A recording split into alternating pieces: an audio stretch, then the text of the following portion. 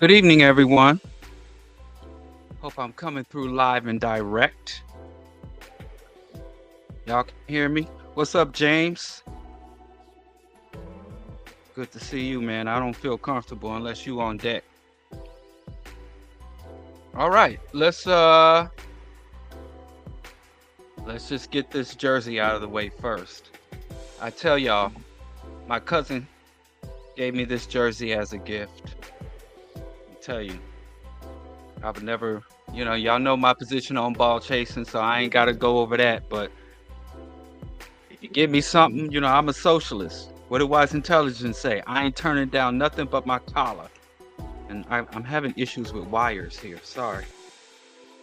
Okay. Now, that's one wire down, a dozen more wires to go. Oh, snap. I shouldn't be surprised to see you. What's up, bro? What's happening? Hey man, I just want to talk to you about these white glasses, bro. Like, Okay. I'm I, just saying, that's real jazzy to be, you know what I'm saying, to be I a got some militant.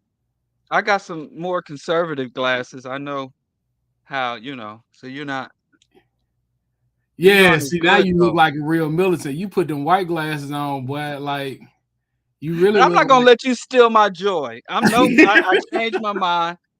I'm not gonna let you steal my joy. I'm not gonna diminish myself for your comfort and well-being. they look Now, good though. I like them. oh, They you just do? Oh, yeah, I I thought just I was never being would have put thought down. that like you be wearing white glasses. Well, I needed glasses. I have to be honest with you. I hate wearing glasses. But when you Really? get to a certain age, yeah, I've always had perfect, flawless vision. I prided myself on how what great vision I had, and I would be reading and writing and my things I would have to focus more and and so I went to the eye doctor and got an eye exam and he gave me the slip of paper and I took it to the front and they said pick out some glasses. Yep. So I'm actually farsighted. Yeah, So, that's actually how I found out that I needed glasses. but you chose contacts? You waiting on your blue No, I contacts to mean, come in no, the I need them mail? when I'm doing things for an extended period of time. That's when I need them. Oh yeah, I'm not a fan of these. They're always got fingerprints and shades and clouds in it. I am not a fan. I haven't been wearing them a year yet, but this ain't vanity. But I figured if I got to get some glasses, you know, I might as well style on them. Yeah, you got to, man. They look good. I like them. But I got these for like when I'm out and about, I'm working or something, because you see they're flexible. Oh, okay. So I kind of take these with me on the go. And these are kind of when I'm working at my desk or reading. These are like for when I'm sitting still because they're Yeah, they not jazzy. flexible. They're kind of hard. Whoa. But yeah, I guess that's karma because I've made fun of my wife. She's been wearing glasses since I met her. And I would always tease her about her glasses and she can't find it. And now here I am, you know. But Oh man. I'm not a big fan of glasses. I don't like having to wear them, having to keep up with them. They seem to be always dirty to me. My wife says I don't tend to them properly. When I put them down, I put them face down so I don't keep them in the Oh, case. And she got me these cases for the glasses, oh, which that's also hurt my okay. masculinity. Yeah, real gynocentric. Yeah, I mean, I'm suffering, man. I'm suffering. I mean, I'm how gonna dare start you? parking in the handicapped parking spaces now because I think I'm part of that community. Yeah, how dare you? How dare you not hold yourself to a standard of a man that has never met you? Right, exactly. I'm falling apart over here though. Aging, that's the problem. I figured, I lived a fast life. I was in these streets being This man gangster, said but he I, lived a I, I didn't fast even life. expect to make it this long. You lived a fast life. Like when did that start? Since the start, Okay, okay, I'm with it. day one, G. Anyway, it's good to see you, man. You looking good. Man, thank you, bro. Thank You you. got Much your better than plants in the last time. background. And look, your background is looking nice. I don't know. It seems like my background feels like it's tilted. I don't know. That could be the camera. Whatever, man. You know, everybody commenting, listen, my cousin gave me this and I had to wear it. What I'm gonna do? And it's hot. It's like summer. It's unseasonably hot here in Chicago. So um I'm hot. So I had to put on something without sleeves. I'm not trying to catch or entice nobody. It's just for my own comfort. But how's your weeks been? Man, good man. All right. Montgomery played up last weekend. Uh, Mm, did not play well Saturday. Uh, had a good talking to. We talked about it and what he could do to improve, and he did those mm. things and got Ah, him a coachable. goal. Yeah, got him a goal Sunday, so that was exciting. All right. Uh, Soccer dad. yeah, man. All right, I guess, And man. my youngest boy uh finishes his season up tomorrow and Saturday. Saturday is his Is that last. soccer too? Yep. Oh, Yep. both soccer. Yep. Well, share my congratulations with them. Yes. Yes. You know, Yes. Yes. them boys are balls of energy. I was just in their presence for a few hours and I was exhausted. Hey man, them my guys, man. They're Man, so listen. great, bro. They're so Mm-mm. great. The youngins, man, I ain't got time for that. I done did my time. I done did my bid in the toddlers. You know, them boys is too small, running around, just nonstop, jetting back and forth. Bless y'all hearts, man. I done aged out and cashed out and tapped out. How your boy? Which one? Well, the man is at college, so I know you don't talk to him much. The young one. Yeah, I spoke to him yesterday. Oh, Okay. the young one's good. You know, he's doing photography and Oh he's doing wow. well in school. Yeah, he done messed up, man. He set the bar too damn high, cause like for our younger son, if he bring home anything less than an A, he gets in trouble. Oh I yeah. told him. I told him about the mediocrity hustle, but he didn't listen. Because if our oldest son brought home before he graduated, if he brought home a B, it's high fives and cupcakes for all. If our younger son brings home a B, it's like you don't have a future. What are Just you give up, doing, man. Don't son? even go right. Just you're not gonna have a future. Let's just go find you a comfortable bridge to live under. You let us down, you let your community down, you let your ancestors down. And I said you should have never came home with them that honor roll shit. You should have just kept the bar low. I tried to tell him, he didn't listen. Aim low. No, Yeah, aim low, man. Gentlemen C. yeah. His brother has mastered that, his older brother. And so his brother tried to hip him to the hustle. I tried to hip him, he didn't listen. But he's doing it. He's keeping the A's and doing all that nerdy shit. I'm just glad they didn't follow in my footsteps, didn't follow me into the streets, proud of that. So, The wicked streets, huh? anyway, we got a heavy topic today. I'm really interested to see where this goes, bro. I'm really interested It's to see very where this goes. well, I'm seeing everybody that's screaming oppression because today's topic is cosplaying oppression or the oppression Olympics. And I'm seeing all these groups who don't qualify as oppressed claim oppression.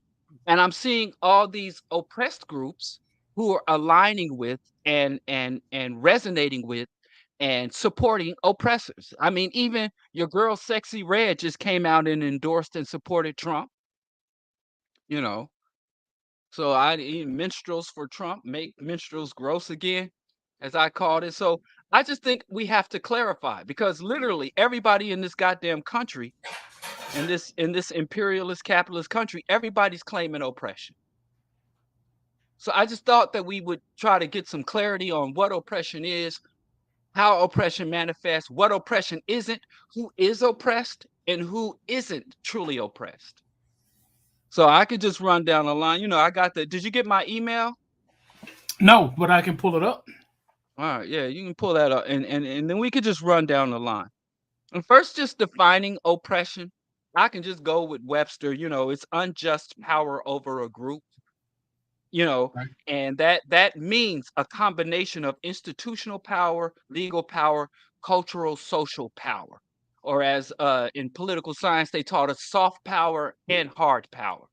So oppression isn't adequate just with guns. It isn't utilized or imposed with just guns and billy clubs. It's also imposed through what we come to understand as respectability, being able to define what is right, appropriate, good, and being able to define what is appropriate or aspirational goals, set the standard. So it's hard and soft power.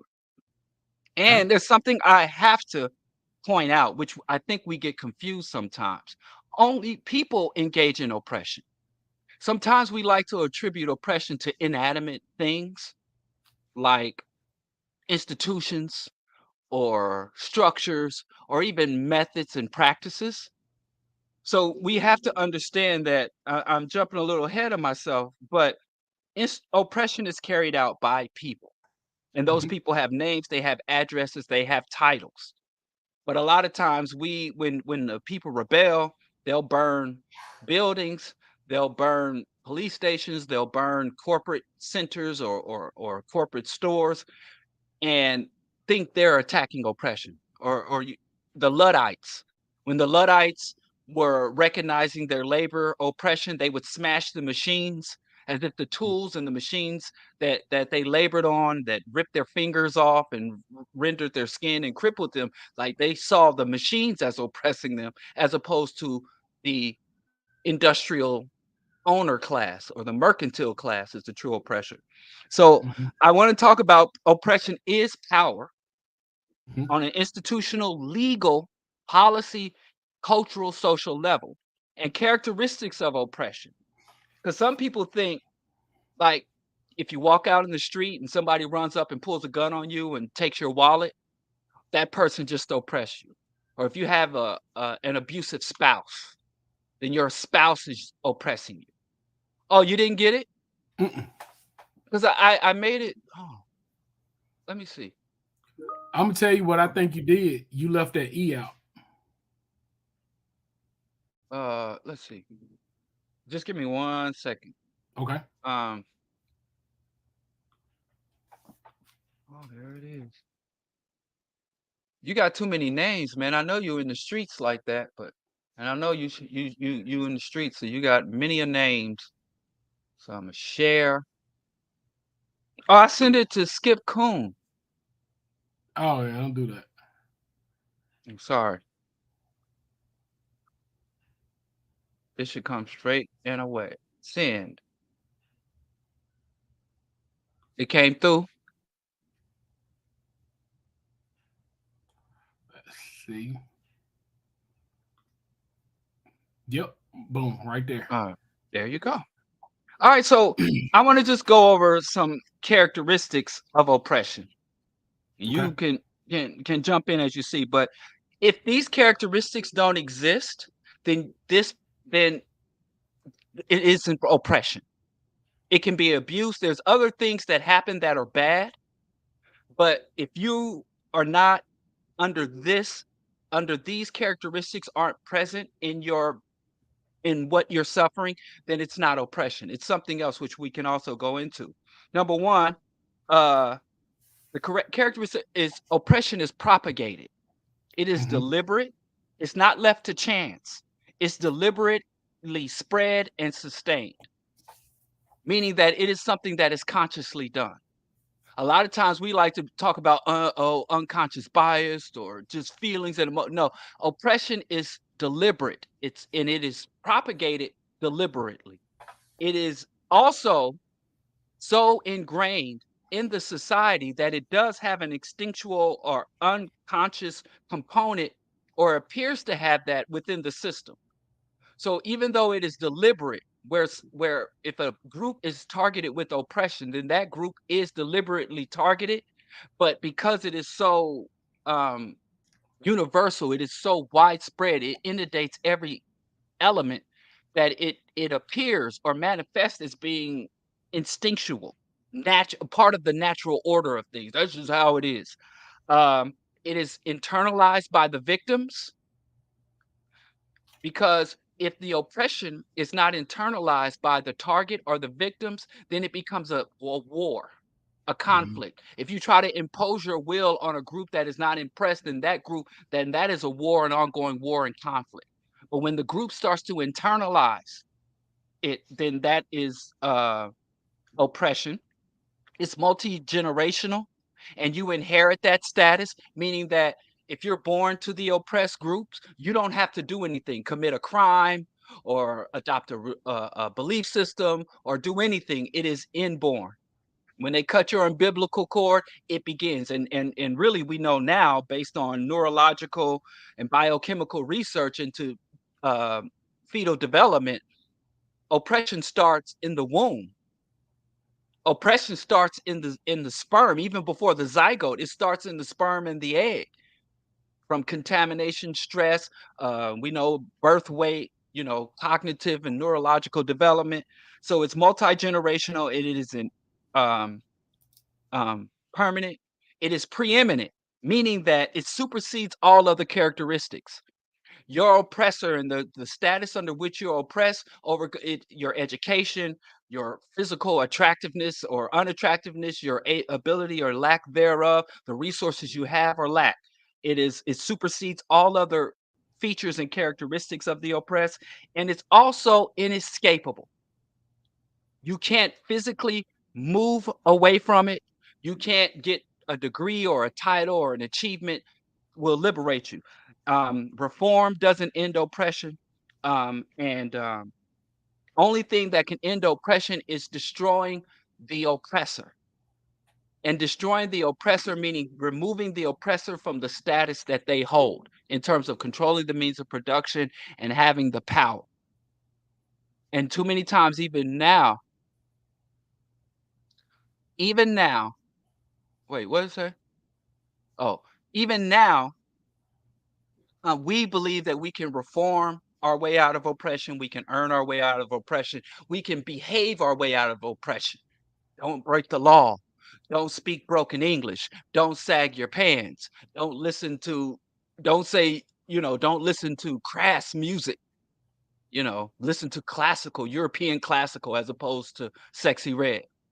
So those are the characteristics of oppression. I know it's not all encompassing, but those are the primary characteristics of oppression. So if you're experiencing having negative experiences in life and you want to know, am I just having a bad time? Am I just encountering an asshole? Or am I being oppressed? Is that negative experience fit into these? Propagated but preeminent, multi-generational, internalized by the victims, and inescapable.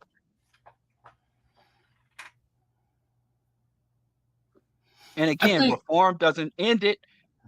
And I can't get into what Kwame Ture really pointed it out between white people who are having a bad time in the system versus black people. yeah, I mean, I think it really becomes clear, um, and it's something that you said on this show to me before that I've done a lot. All of these things make you look at yourself, right? Um, and we are not the problem. Like there isn't anything that I'm doing is not because I'm black, right? Like using your language is not because I'm black, it's because they're white, right? Like they intentionally do these things because they want the world to look and behave and act in a certain way. So yeah, And there is one question that I'm kind of rolling around a bit. Um, I think it was in the chat. So let's see. Yeah, Ron Hall talks about we're going to assimilate ourselves out of oppression, right? Like we do things to try to get away from blackness in a lot of ways. Um, and I think that really well. The question I think I have is, do you believe that that is rooted in an inability to understand how to behave in a revolutionary way? uh, yeah, I think it's not even behaving, but even comprehending. Mm, I think that we buy into a lot of myths B.F. Skinner really taught the white oppressors that in order to maintain oppression after the industrial age, you have to give the oppressed an out. You have to give the Mm, illusion of freedom. Or as he's the one, his famous quote is, there are none more oppressed than those who have the illusion that they are free. mm, So yeah, I really do think that the illusion that we can assimilate or elevate out of oppression while leaving the oppressors in power is something that cost us to exhaust cost us to exhaust a lot of time and resources and blood. And here's the bottom line of assimilation. You cannot assimilate to freedom. You can only the ultimate goal of assimilation is erasure. You can only assimilate to non-existence.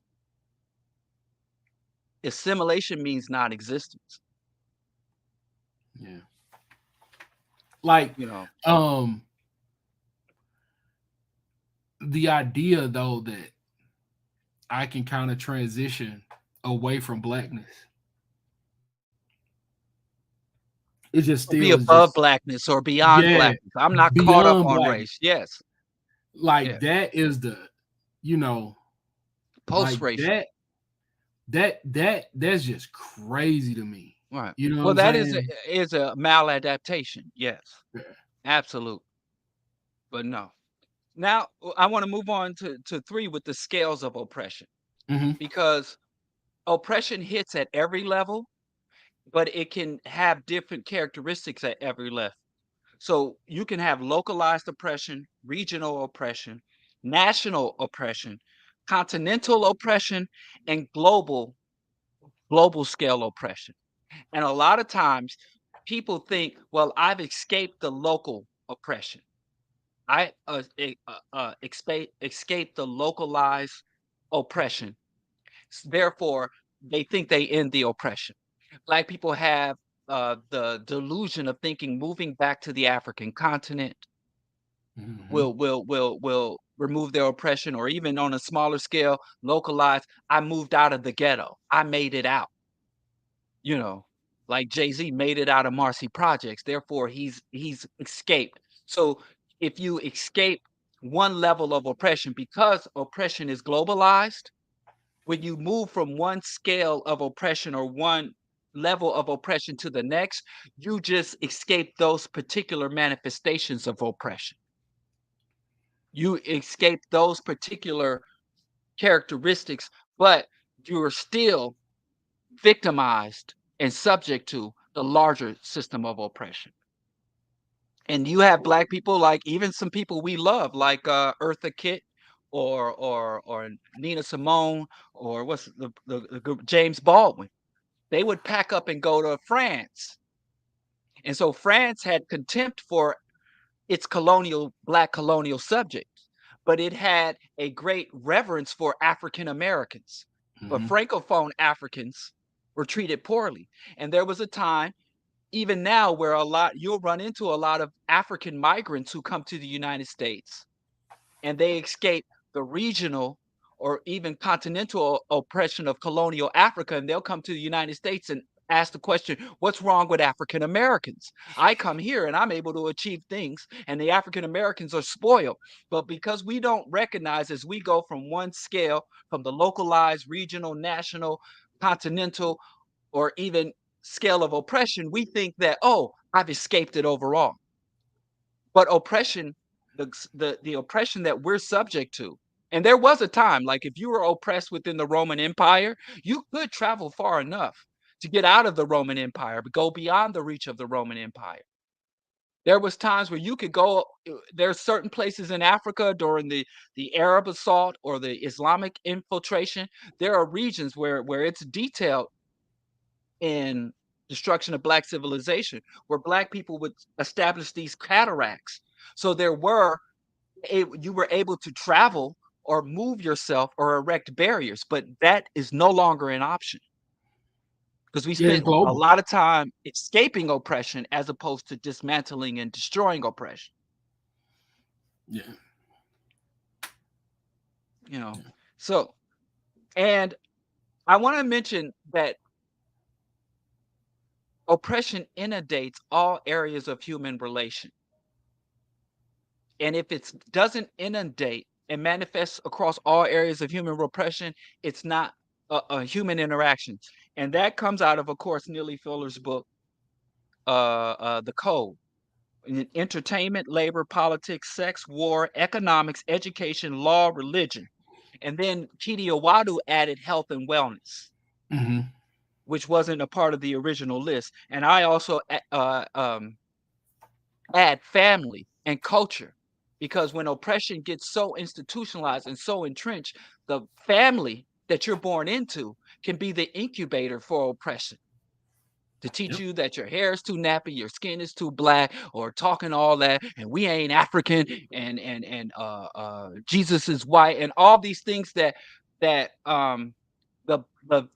oppressed culture or the oppressed family group can become an asset or an ally of the oppressor.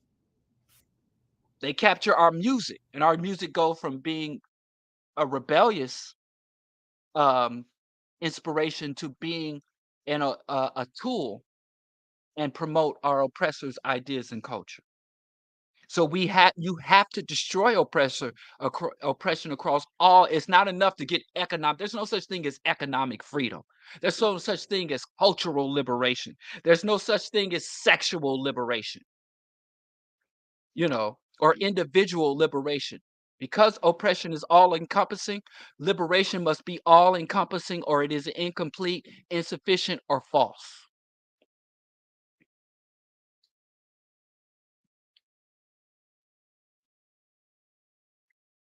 You want to just get through the list and then start? Yeah, I think so. Okay. Because like I don't know. I think you cooking. You know what I'm saying? So I Okay. don't want to just I, chime I in I'll with just something that come. don't Okay. that don't add to Eh, the recipe. all right. And then why oppress? Because we seldom we think we know why, but it's very seldom that I hear oppressed population or oppressed individuals speak about. We talk about why we do what we do. They don't get we rob and steal and we doing this shit because we ain't got what we need. We always talk about the whys for the oppressed. We never talk about the whys and the motivation of the oppressor. And maybe because that's so obvious to most people. But why do oppressors oppress? One of the key features that I think we neglect is they derive pleasure from it. There has been neurological studies. There have been research that people feel a great sense of relief, satisfaction from engaging in oppression. They feel validated. They are hyper aggressive. There's been this term called hyper-aggression that they projected on to us. They've always talked about Europeans or now oppressors have always talked about the criminal gene. What drives black men to commit crimes and black men to be violent? Where they're projecting that on to us. So the hyper-aggression, xenophobia, a great fear and hostility towards anything that is unknown or different. Some cultures have demonstrated a great deep-seated, even potentially biological xenophilic disposition. Some cultures are expansionist, meaning that it is embedded in their culture to always this concept of perpetual growth, and they define cultures that do not have this embedded element of expansion and perpetual growth as primitive or backwards. For thieves, we all know this is obvious for theft, enrichment, and hoarding of resources. I mentioned validation. They also do it for scapegoating. A lot of dysfunctional groups and cultures have a lot of problems that are bred from their psychological and cultural dysfunction, and they can't look at themselves. What is wrong with us? Why is our system so toxic and dysfunctional? So they say, well, America would be great if it wasn't for all the gays. America would be great if it wasn't for the lazy blacks. America would be great if not for the immigrants. America would be great if not for these marauding Native Americans. America would be great if not for sin and demons, you know. And you'll never hear a white elite person or a white racist say America would be great if not for me. America would be a wonderful place if not for me and the white invaders. I watch a lot of documentaries on invasive species, and they never identify white people as invasive species.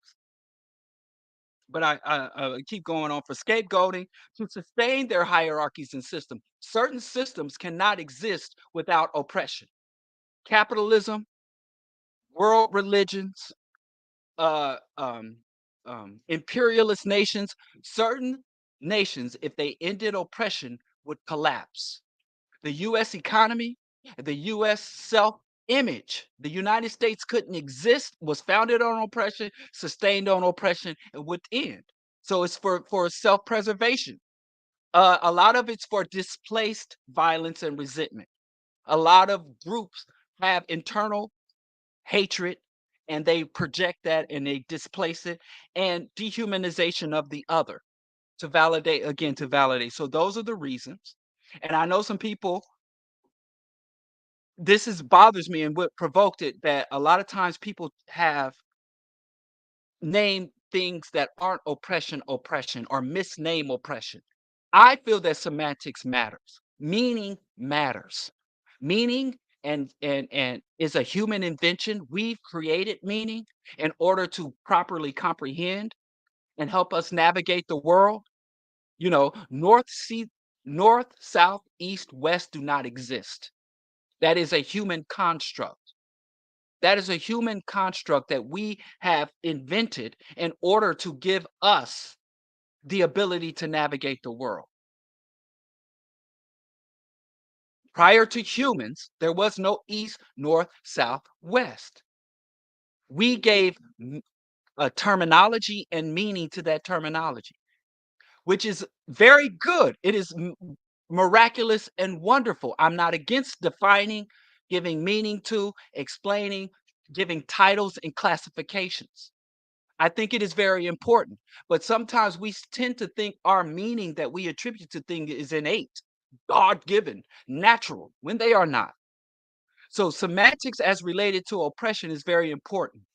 Privilege is not oppression. Uh, Prejudice is not oppression. Discrimination is not oppression. And even bigotry is not oppression. I am extremely discriminative. I have an issue when I walk through my community and I see white men, especially if it is a white man in a suit with a clipboard and he's looking at properties and addresses. That causes me distress.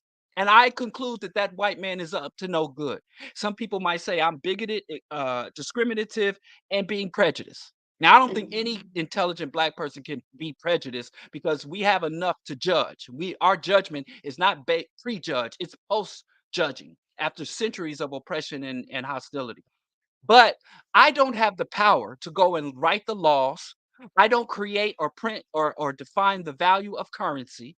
So even if I don't like this white man, I don't want this white man in my hood, and I would try to even take steps to prevent him from achieving his goals for no other reason than I see him as white.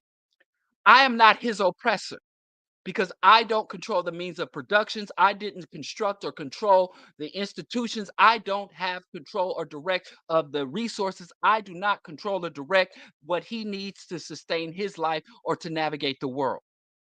So a lot of times black people are called oppressors or other oppressed people are misidentified as oppressor because we engage in things that can be justifiably described as prejudice, discriminative, bigoted, or even privileged. I know as a heterosexual, cisgendered, 6'3" man, I have very many privileges and considerations that would be given to me that would be denied someone who didn't have those characteristics I just listed. And I realize that. I will acknowledge that. But that does not make me part of the ruling class. If I woke up tomorrow and there was seven figures in my bank account, that would give me more opportunities, privilege, and consumption capacity. But that does not make me an oppressor or relieve me of my oppression. So, the semantics of oppression, I think we can call out undue or unearned privilege. I think we need to stop calling pathologies privilege, but that's another discussion. I do understand that there are bigoted, you can address bigotry, prejudice, and There are a lot of oppressors who are also bigoted, but what trips us up is there are a lot of oppressors who display no outward signs of bigotry, prejudice, or discrimination that will intermarry with us, that will allow us to attend school with them, listen to our music, mimic our fashion. And you get Negroes that say, I know white people that treat me better than my own people. So we cannot make the mistake of thinking just because there is an absence of outward or overt discrimination, prejudice, bigotry, or someone quote unquote checks their privilege, that they are not oppressors or are benefiting or participating in oppression.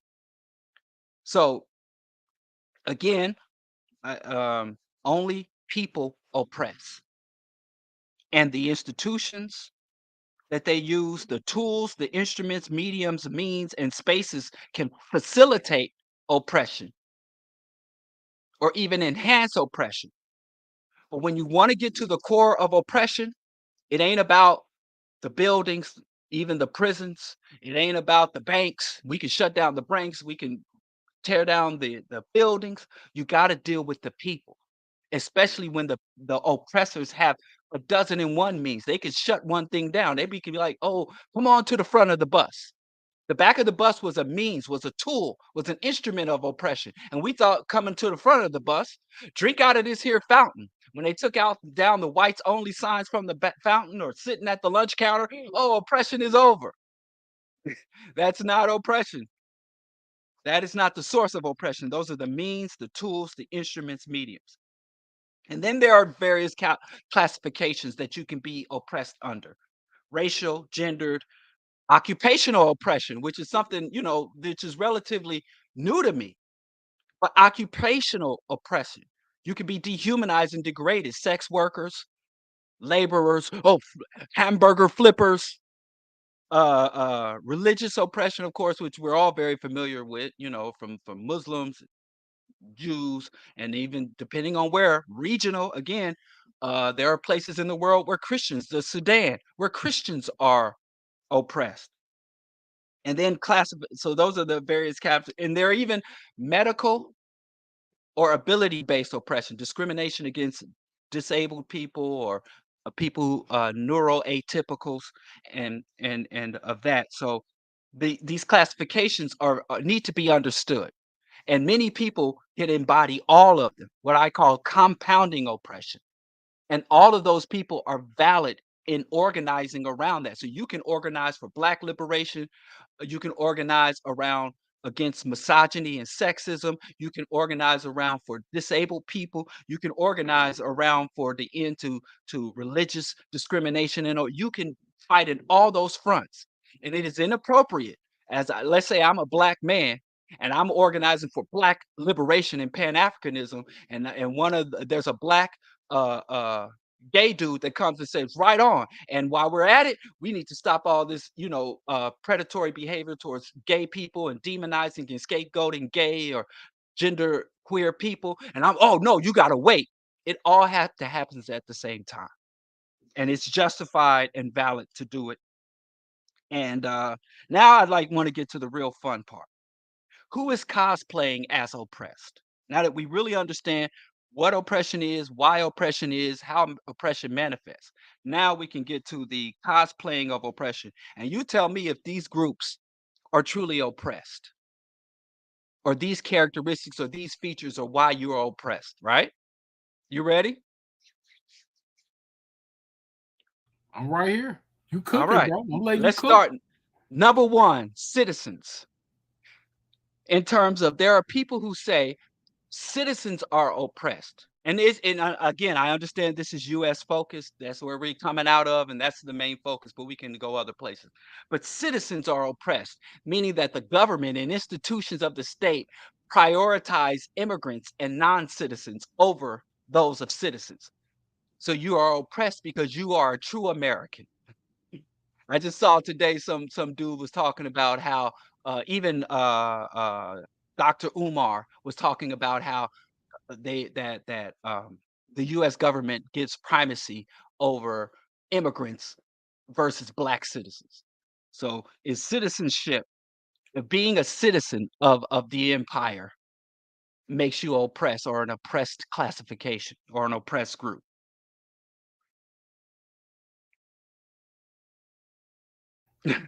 No, Nah. Okay, keep going, bro. I say that. Okay. Next, men.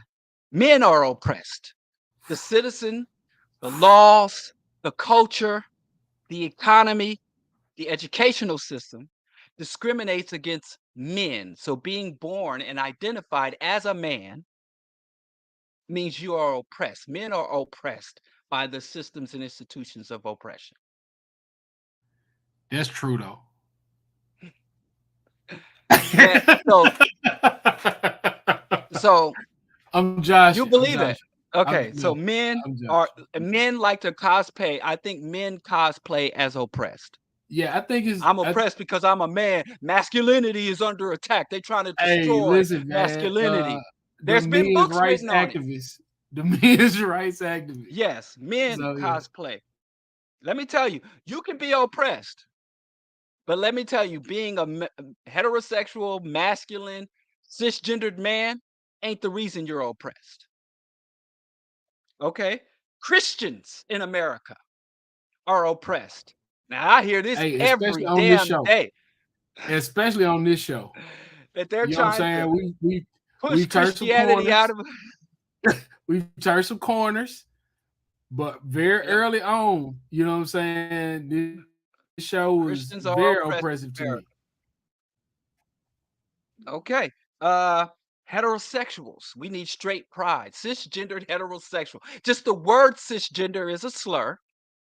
That we don't want to be called cisgender. How dare you even label us? And heterosexual, we don't have straight pride. We don't have a month. We don't have marches. Heterosexuality is oppressed in the West. And all they do I've is heard, shove this gay stuff in our kids' faces. yes, and propaganda and trying to turn us all gay. Or as Question, what's his name? Ansar Questi said they want to turn our sons into their daughters. Umar said that too, to the point where we gave Umar a $800,000 to set up a school to protect us. So heterosexuals, cisgenders, I think cosplay oppression. Citizens, oh, whites, Western, the West, Westerners, whites are oppressed. In fact, there is a strong rhetoric that the only group in the United States that it is still legal and socially acceptable to discriminate against are white men. And the white race is under attack. Great replacement theory. They cosplay as oppressed. Able bodied people. Everything is set up for disabled people. They get the best parking spots, they get all the consideration, and everybody has to tiptoe around you just because you're in a wheelchair or because you are not you're neuroatypical. We all have to be so sensitive. We can't say the R word. So if I'm classified as a healthy, functional, sane person, I have to tiptoe. Everything's so politically correct. So able-bodied, neurotypical people are oppressed. Cosplay oppression. Conservatives and right wingers are oppressed, which you got to know. Look at Trump. You know, if you're a right wing conservative, you're oppressed, and they cosplay oppression. And y'all keep this list, we can review it because I know a lot of people, especially men, believe. Uh, Conservatives, right wingers, and liberals and centrists are also oppressed. The liberals are oppressed. The pro capitalists, pro status quo reformists, and all they do is just want to give everybody an opportunity to integrate and be equal in this system. And the liberals are oppressed. Also, the capitalists. Ask Jay-Z. Jay-Z said to call a black person a capitalist is equivalent to calling them the N-word. So, and that might be overwrapped with the elites and the rich are oppressed. They say the elites are oppressed. Everybody hates the elites, and you can eat the rich, and the capitalists are oppressed. So those are cosplaying as oppression. And then there's certain titles and positions that are under oppression and discrimination. CEOs, I've heard, bankers, Wall Street, people on Wall Street, financial landlords. I see literature put up around Hyde Park across from my neighborhood of where they say the uh the the landlords are discriminated against and there's too many laws favoring tenants. Cops, back to blue. The cops are cosplaying oppression. Military vets and the military and veterans are part. And I put in there the Rambo myth because the whole movie of Rambo is based around people having hatred for veterans. And there was this lie told that the Vietnam veterans came home and were called baby killers, and hippies were spitting on them while they were in their uniform, which is completely mythological, but people believe it as a historical fact. So military and vets and entrepreneurs are hated and cosplay oppression. Elected officials and politicians who just want to serve us and sacrifice to serve us. And the clergy and holy men are hated. Cults and cult leaders, even though they don't identify themselves as cults, they feel that they're discriminated. Oh, they don't understand from Scientology to other cults. And here's another one that's going to piss people off: fathers, fatherhood, and fathers are under attack, and they cosplay oppression. Now we can, and then finally, I want to talk about legitimately because again, I could list all the people who are truly oppressed and how, but the people who aren't oppressed are such a small list. I think it's easier to talk about the people who cosplay as oppression as opposed to the truly oppressed. And finally, I want to talk about people or groups that are truly oppressed, but they behave as traitors. They align with the oppressors and betray the other oppressed. Uh, Oppressed males, because there are males who are oppressed, but they're not oppressed because they're males. That's when I say males. If you can be a male, heterosexual, cisgendered alpha male, and be fully oppressed, but your manhood is not the reason you're oppressed. Yes, I said fathers cosplay oppression. We can get into that. Uh, Male, sexist, and misogynist, oppressed male, sexist, and misogynist are traitors. They betray the oppressed on behalf of the oppressors. Gangs and gangsters, gang oppressed people from oppressed group who engage in gangsterism and gangs. Race traitors who have internalized anti-blackness. Black people ain't nothing. Black people, we blame we our own victims. Uh, Internalized misogynist women, women who have internalized misogyny. Women are oppressed, and they internalize it and betray the oppressed. Oppressed people who are nationalists and patriots of the empire. ADOS, I love America, America first.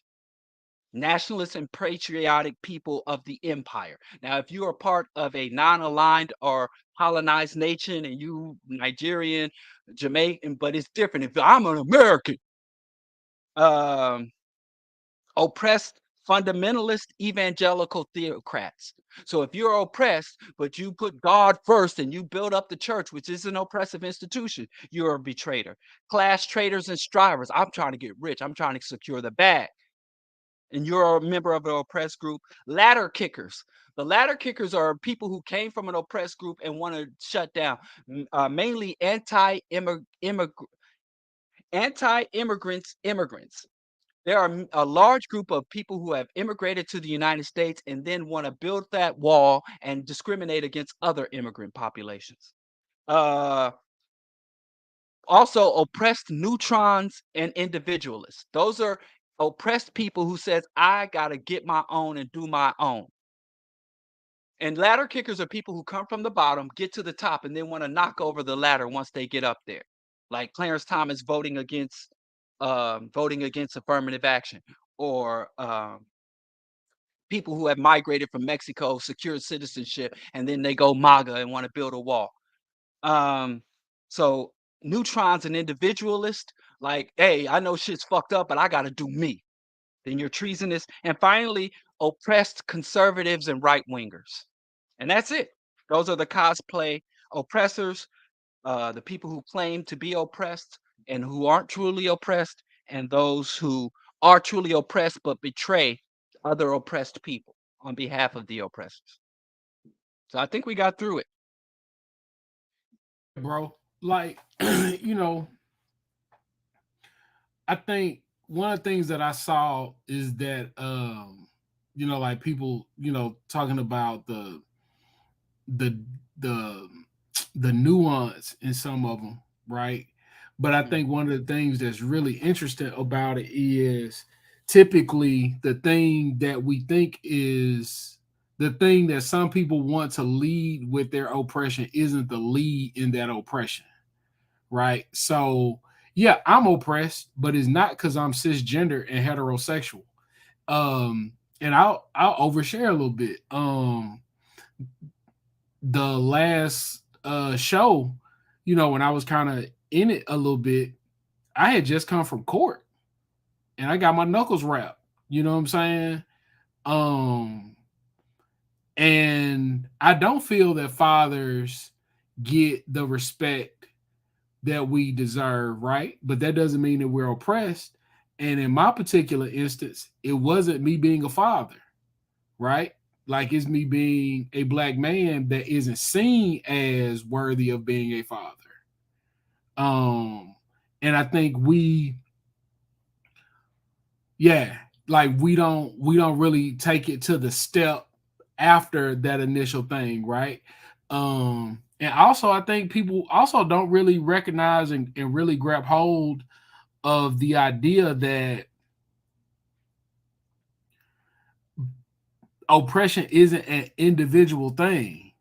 Like one has to be a member of a group in order to be oppressed. Like there isn't individual oppression. Like we don't exist as individuals. And I think that's one of the things that capitalism does a really good job of is convincing us that we are individuals. And that's just not the way things operate. Absolutely. I knew that men and fatherhood thing was going to trick a lot of people up. But when you have to go from source to solution. You need diagnostics. You need a proper diagnosis to implement a proper cure.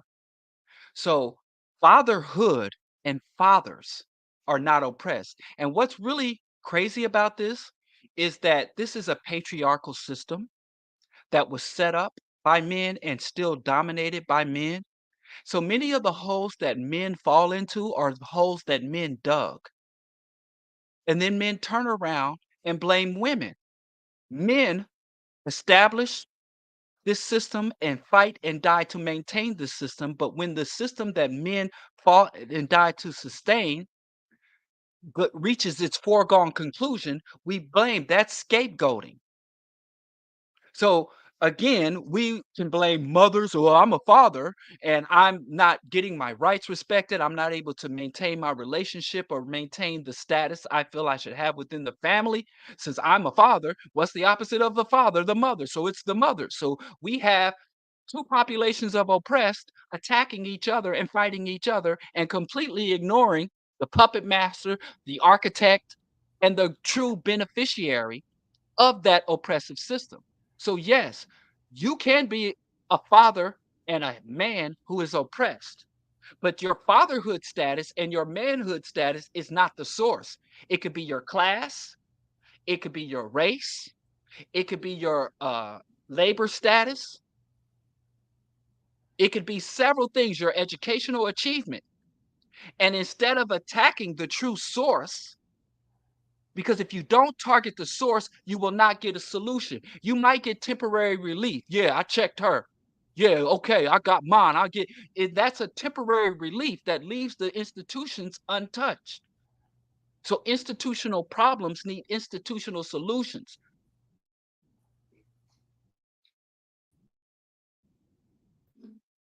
And again, And yes, not I to do make say this white about the men. fathers. It is right.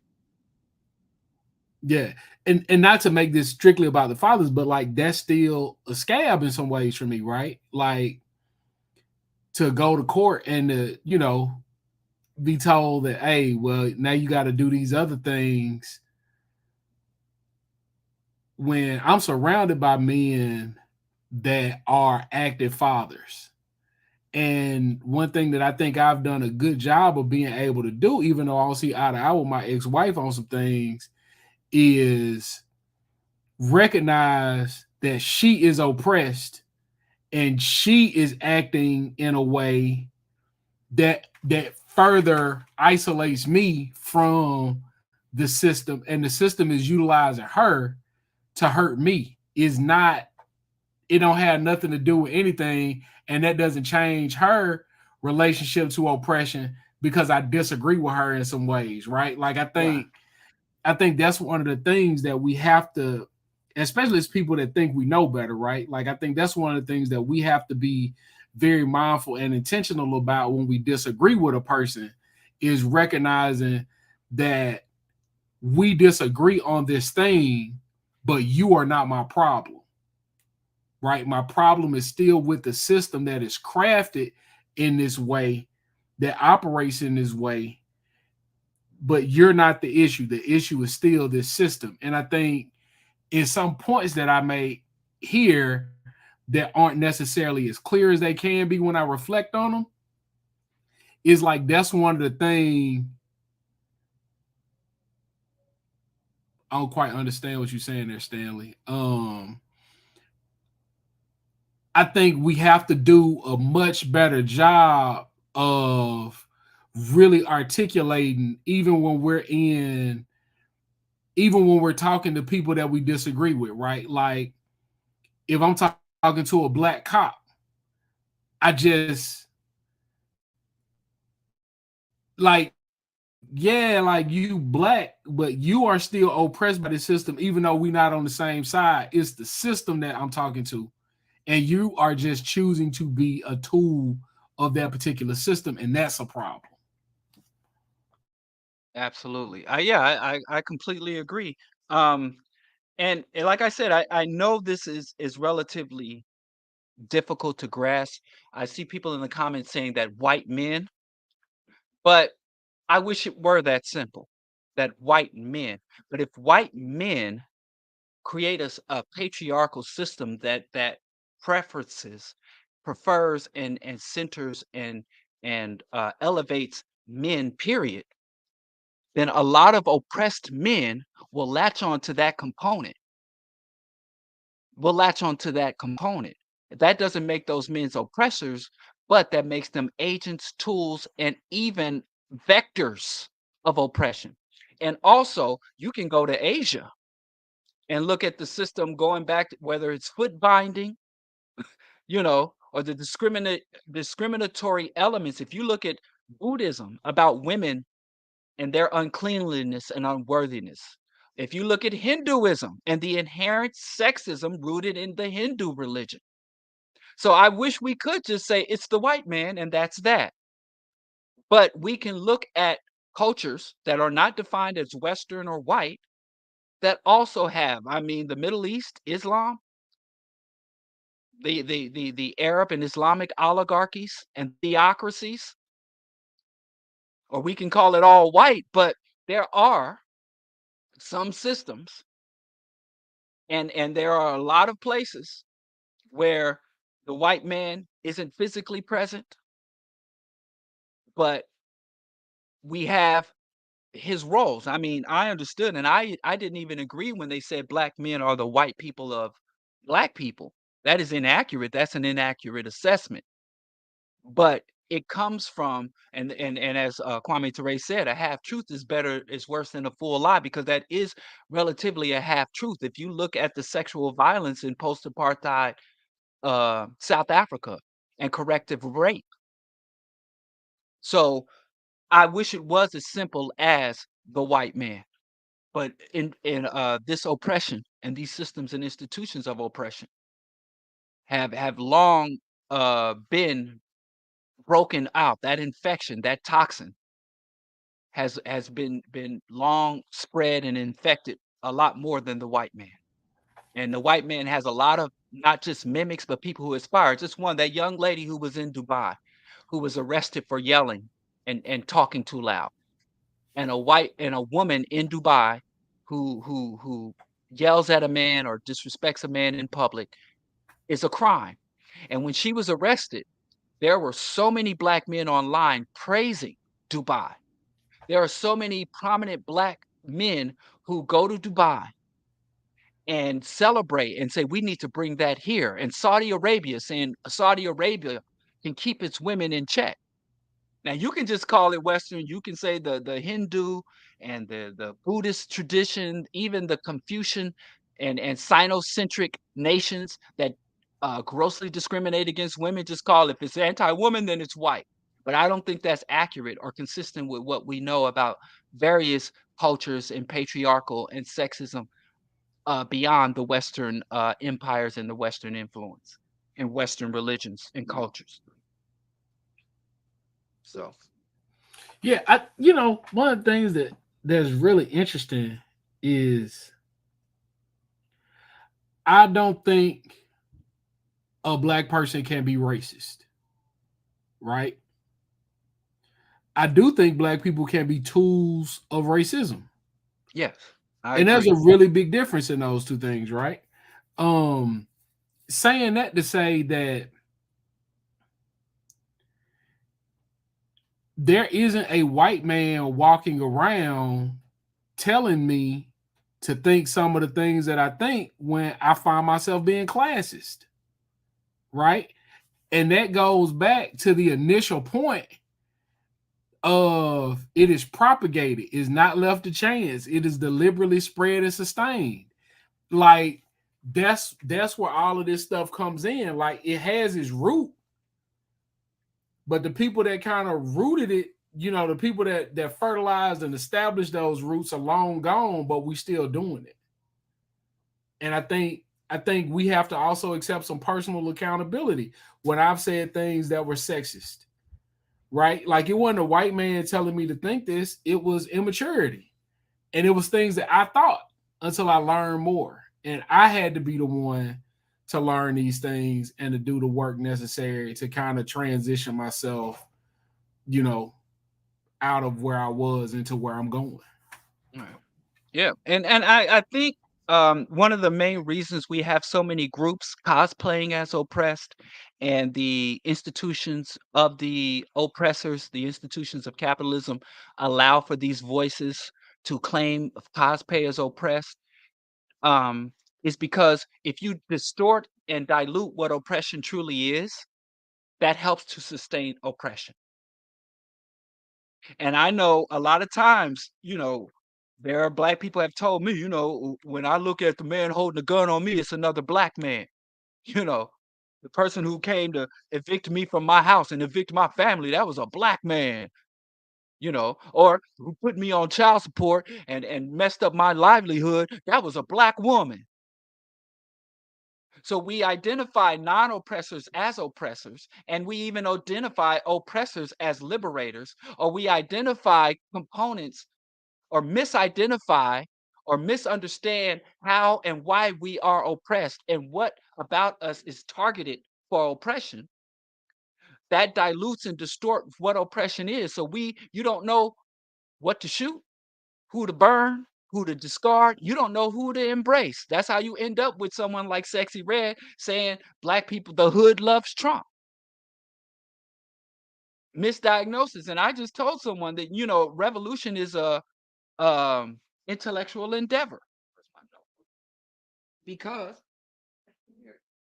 because liberation is complex, revolution is intellectual, but lashing out is valid, lashing out is justified, but lashing out is inadequate. And a lot of times we think lashing out is the revolution. We think rising up, raising our voices, raising our fists is the revolution. And I don't want to discard that, because without that, without the capacity for outrage, without the capacity for disdain, no revolution can be even implemented, let alone advanced. But a lot of times we rest on that and we don't do the more complex work of revolutionizing our own selves and our consciousness, and then educating and propagating revolution throughout our community. Absolutely. I mean, like, I put some other things, some pieces, you know, in our private chat that you can kind of start looking at and going through. But Mm. you know, also like we really have to recognize that, like as you just said, revolution is an intellectual endeavor. But we really have to find ways when we're engaging with some of this stuff to make sure people can understand the thing that's right in their face, to recognize right behind what that thing is, right? Like what the allegory of the cave, Mm. right? Like we have to recognize that a lot of people are just looking at the shadows on the wall, and we have to start moving beyond that. Like so, like even with the born to the cold world thing that he just put, right? Republicans ready and the economy sucks and Biden ain't doing shit about it, right? Like like that, right? Because people was like, this $1,400 that Joe Biden, I mean that Donald Trump gave him was like, we was living it up because you was running fraud with them PPP loans. You know what I'm saying? Like, I just can't wrap my brain around how, boy, how how we can't acknowledge two complicated and contradictory things at the same time. like like that's what this process is like really recognizing what the flaws are so we can start figuring out what we're going to do differently. Right. And yeah, I ask people all the time, what control does the US president have over the economy? What specific policies do you favor that Biden is failing to implement, and what specific policies, economic policies, does the Republican, the RNC platform have that would favor poor or oppressed people? It's just the superficiality. I mean, and the gullibility, and that's why I say revolution is a intellectual endeavor, because anybody that could come to this conclusion with about uh like, why does the economy suck?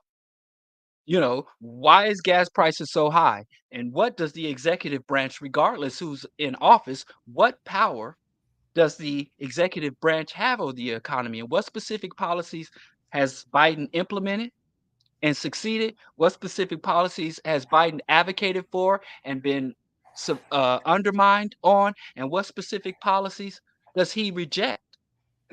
And they just like, gas high, me feel bad. but President but no good. It's like this most childish and but but, and and anti-intellectual assessment of the political and economic realities we face. but see, this is my part of that.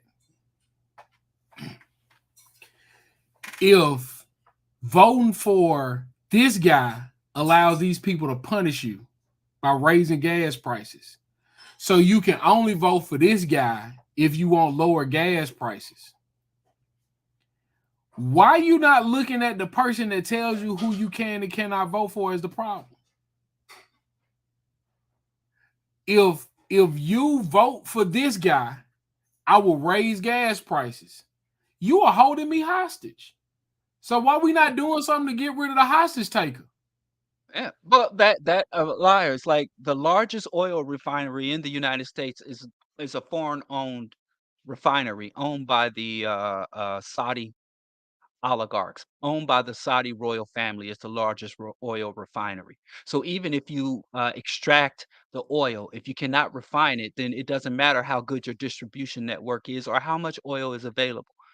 So the Russian and Saudi oligarchs can manipulate gas prices, and they know that Americans are so politically um, stupid, so politically juvenile, that they do not look beyond the headlines or read beyond the headlines or don't look beyond the prices to how they got there.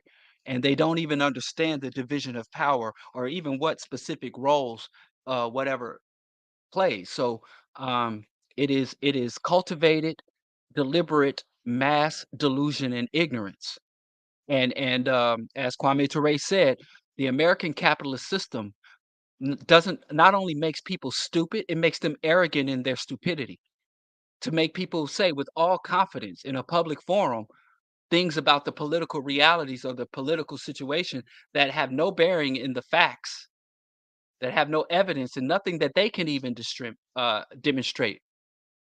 And often, when you give them the facts about their political miscalculations or their political inaccuracies, it shows that most people become more entrenched in the lie or more entrenched in the delusion as a defense mechanism, as opposed to embracing the new evidence or the new information. So it's ugly. It's a bad situation. We have a lot of ignorant people who are aggressive and militant in sustaining their own ignorance. And there was a little weird thing I saw on the internet the other day. Somebody sent me, and it was like this like girl with a very thick accent asking, what you want to do in life, and she was like, going to the gym sucks, but so does being fat. So which one you want? Right? Like ultimately, like I think these are the types of decisions that people will just be like, well, I know what this is, and I have no. I was not, I heard in a very personal conversation that I don't recognize that I am the exception, right? Like we are the exceptions. Like we have exercised these muscles that other people have not chose to exercise. And now we have to be in the same space with them figuring out how do we teach them to exercise these muscles and letting them know that they have that muscle that they can choose to exercise. And it's very frustrating to people that use those muscles. And it's very because I've used mine to the point that I don't even recognize that I'm using it. Like you just can't tell me certain things that I'm just not going to think about it to make sure that it makes sense. And so many people just, the loudest lie is the loudest lie becomes the truth, or the The lie most that I comforting lie. prefer, the lie that I prefer is the truth. And it's just like, Or I can make my own truth, or I have my truth and you have your truth, as if truth and facts can be personalized, or even worse than personalized truth and fact, it can be commodified to the point where you can purchase and construct your own reality through the market. So yeah, that's really detrimental. So you want to open it up? We can go yeah. to the points you put in the chat, or we can open it up to the audience Yeah, because I let's know some let's people got open it some up. things. And then I mean, like as people come in, we can kind of, like I just things that I thought were really interesting, I just put over there in the chat because you was cooking Right? today, Yeah. bro. You was cooking. Like, you got off, bro. And Appreciate it. yeah, like it was very, very good. I like this structure of the show too. I think it works better. All right. So, um, I just shared the link in the chat. I know people have typed in questions, but the comment section kind of moves fast. It's not that we're avoiding or trying to um, ignore anyone, but we'll give preference to those who come in and share and with the link in the chat and who jump in on that angle. Um, but if no one jumps in on the and share and gets in on the link to come on live, you can type in your question, comment, or criticism, and we'll take it from there. So until we get that, so if you see a question you want to link in on, but let's go. I'll work my way up from your comments. You said, "What if a black person is unjustly attacking and killing a non-black people simply because they are non-black?" So I assume you're asking if that's oppression, if a black person attacks white people because they're white. Yeah, I didn't ask this. That was one of the things in the chat, and I thought that was very strange. Um, my immediate response to that was you're trying to individualize this thing in a way, and that's not what we're talking about. It's not individualized. So, it sucks that a black person would do something so evil. and that person isn't oppressed because it's about collectives. It isn't about that singular individual. Right. Well, that is not racist because racism requires control over the systems and institutions of power. Oppression and slavery is a status where all of these systems and institutions required for one's people to survive is under control of another people. So if a man picks up a weapon and attacks another man, and it is also a crime. So you will look at a man who attacks another man with a weapon, and he can be imprisoned or executed, whereas the oppressor can literally destroy a whole nation and kill millions of people, i.e., George W. Bush, and be rewarded and seen as a hero or a man who is respectable. So if a man attacks another man on an individual level, that is a crime or a criminal act. But to me, I follow the maximum emergency compensatory justice model. And in maximum emergency compensatory justice, that is, if a person who is under oppression to the extent that they want to lash out violently at their oppressor or a representative of the oppressor, then the only obligation an oppressed individual has is not to compound the oppression of another oppressed person. Other than that, an oppressed person can be deemed to be justified, and that is called maximum emergency compensatory justice. So Nat Turner is not a criminal. Nat Turner is a celebrated hero. And those following in the line of Nat Turner disregarding that. So, unless that person, so I'll leave it at that. So if they attack another person who can be defined as oppressed, then they have engaged in a criminal act or a treasonous act, class treason, race treason. But if they are attacking a representative or a member of the oppressor group, then they are engaged in what Neely Fuller called maximum emergency compensatory justice. And that is not a revolutionary act. It is not defined as revolutionary, but cannot be confined as an immoral or a criminal act by the oppressed, only the oppressor. But that is what is called ascending violence. When you attack a person or institution that is above you on the hierarchy versus attacking someone that is below you or lateral to you on the hierarchy. So let me That's it. see the other one. Ain't nobody jumping in tonight. I saw the way the comments was going off. I thought the everybody. But then you put in but there's virtually no part of the world not touched by European colonialism. We all suffer from varying degrees of internalized white pathology and behave accordingly in the caste system. I agree with that, but there's a difference between a victim and a vector. I think we're all victims of colonialism, racism, oppression, but some of us become vectors. So a victim in the medical field, if someone is infected with a disease, they are called a victim to suffer that disease. But if they begin to spread that disease, then they are vectors. Like I use R. Kelly a lot. R. Kelly is a victim of sexual abuse. But the moment he decides, instead of seeking healing and to repair his psyche and his self from that abuse, but it decide to say, I'm going to impose that abuse on others, then you become a vector. You know, I grew up with a lot of people in my hood who were raised, whose families and homes were destroyed by drug dealers, which caused them to live in conditions of extreme poverty. They are victims. But the moment you start slinging that crack rock and stealing baby out of, then you become a vector. Once you start distributing the CIA's crack, you went from a victim to the biochemical warfare of crack to being a vector of the bio or an asset of the oppressor. So I don't think that being a victim of oppression justifies abusing, targeting, preying upon other victims of oppression. That is not a justification. Okay, we got first question I saw, boy, Where that at? Joe Black cooking in the chat. But what are your thoughts on the community backlash against migrant shelters in Chicago? Where is that?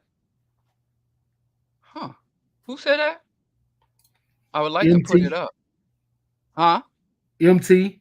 I don't know how to do the thing where you put it on the Well, screen. my yeah, I gotta get you an administrative account. Every time we go off the air, it's like I just forget to do my off Yeah, air. But Diallo, anyway, but what are your thoughts on the community backlash against migrant shelters in Chicago? I think it is wrong. I think that, and I've just had discussions here on the streets of Chicago. It is absolutely inappropriate for Black people to take the anti-refugees. They are not immigrants; they are refugees. The majority of the people here in Chicago come from Venezuela.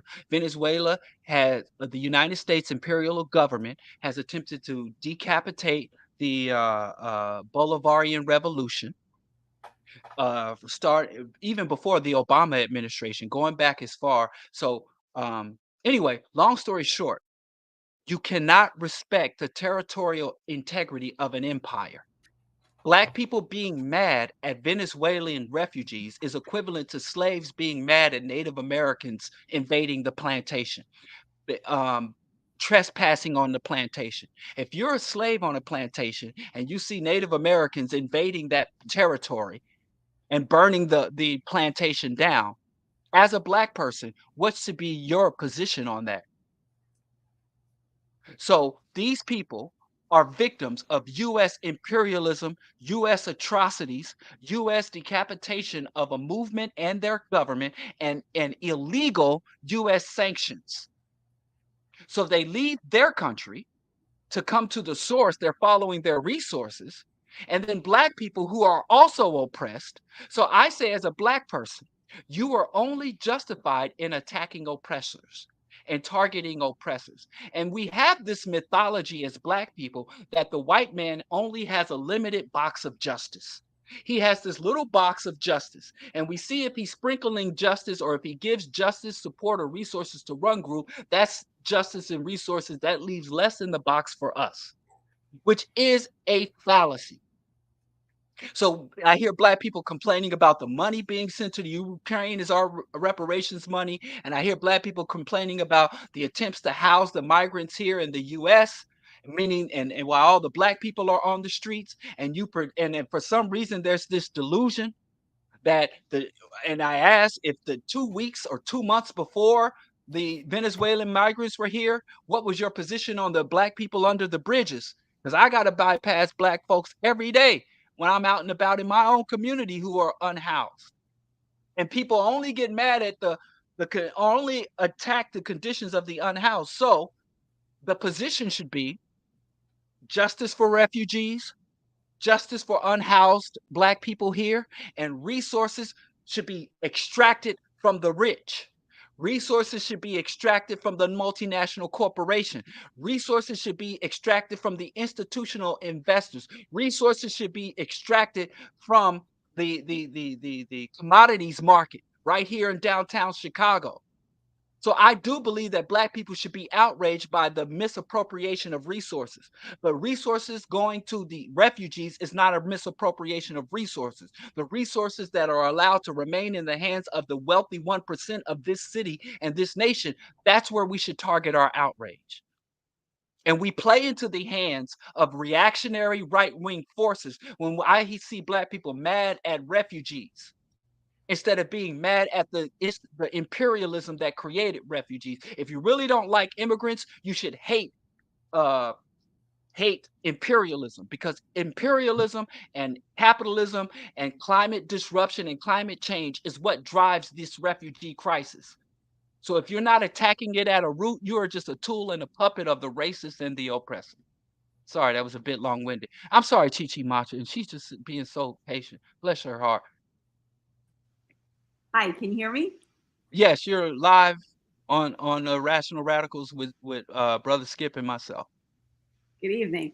I just wanted to address something that was in the beginning, and now I can't even find it where I put it and noted it down in the chat. But in terms of the why Europeans have like gone out colonized with the level of brutality, I have a theory, and I just want to hear your thoughts on it, because there's no edible foods indigenous to Europe. So that means for thousands of years, culturally, the way they evolved was the only thing they could eat is what they could kill. And then they may have had to fight their very own brother. If there was only like one animal or one kill, they may have actually had to physically fight their brother in order to eat. And so there does seem to be a lot of other places in the world that just are as resource deprived. So not only just like the minerals where they're like kind of like robbing the African continent. It's all about resource extraction, which is why we have all these military bases.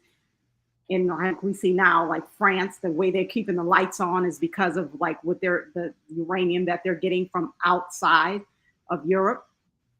But that also not having food. And I just think we don't really think about that, like culturally, like how they evolved in that kind of really harsh environment, which is why, you know, when they went out and discovered that other places existed, the people who were there looked like, oh, you're looking a little pale, you're looking a little hungry, and like giving them something because we could afford to share, because nature provided plants that we could eat in abundance, especially in the tropics. But yet their mindset, they took that as, I don't know what they took it as, but that not having food, edible food indigenous to there, like I think really is the cultural impact that a lot of times we don't think about, like how that is they evolved. Because while you did have like people having conflicts, and I mean we're human beings, but they seem to have it at a level that is just unmatched by virtually almost anybody else. Yeah, that's consistent with Sheikh Anta Diop's two cradle theory, where he said, you know, you have populations of people that grew up along the equator or equatorial or tropical cultures, and then you have the Arctic or Nordic or northern cultures where, yeah, where there was essentially resource abundance versus resource scarcity. That does hold up in certain places. It does tend to also implode in others, because you do have warring tropical cultures and you do have relatively peaceful and communal Arctic cultures like the Inuit people. But by and large, that is to me, even though it gets attacked, I think, you know, that can be a good rule of thumb about the Western mentality of scarcity. Because even when Europeans came into places of abundance, they created artificial scarcity. And the way their gods, their folklore and their mythology has been about warfare and predation as opposed to abundance and peace. So I do think there is something to that. I think if it wasn't because I have a cousin who wanted to study archaeology at the graduate and postgraduate level, and she left because she said she wasn't allowed to study white people. They were like, "You can go to Asia, you can go to Africa, you can go to indigenous communities, you can go to the slums and the favelas, and you can go to the inner city." But when she said, "I wanna study affluent and wealthy white folks," they shut her down. Like, what's there to study? We're the standard. You know, what is there? There's nothing to study here, there's nothing to see here.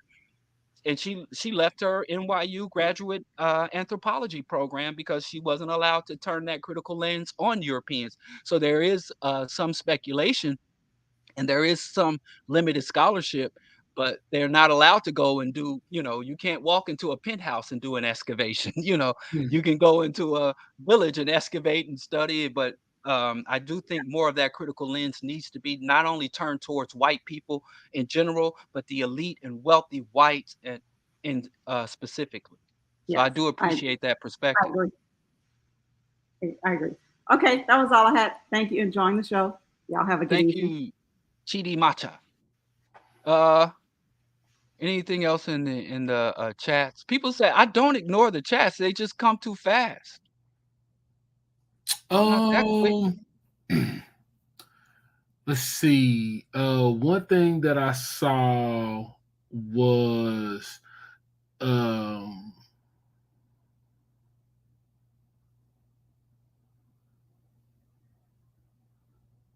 Let's see. We can go back to your highlights. Oh, what? I'm just lost. Yeah, that's really it, bro. We out I of here guess in don't record nobody. time. The way them comments was going off, I was expecting the people to bring the heat, especially when I said fatherhood, fathers aren't oppressed or cosplaying oppression, and that men are cosplaying oppression. Yeah, nah, I don't think the chat went crazy behind that. I think you thought it would, but Oh, it I could, didn't. yeah, I misread everything. Yeah, nah, it went. I'm bad for that. Um, Uh, you asked if I could be specific about what oppression is in the modern era. yeah, that was another one. Well, ultimately, again, I think oppression really does come down to control of resources in an institution. Mm. Um, Whereas when a hostile group with ill intent gets control of the resources and institutions necessary for their victim survival. Yeah, that's what it is, and that's pretty much what it has always been. For extraction of their labor resource, extraction of their natural resources, for dehumanizing and validating, for imposition of their religion, imposition of their culture and thoughts and worldview and social theories onto another group. So when you assert yourself and try to assert your own, to grasp control of the resources and direct and be the architect of your own destiny, you're met with horrendous violence and suppression and subversion. You know, Yeah. so Let's see if we I got got any some more. response to that.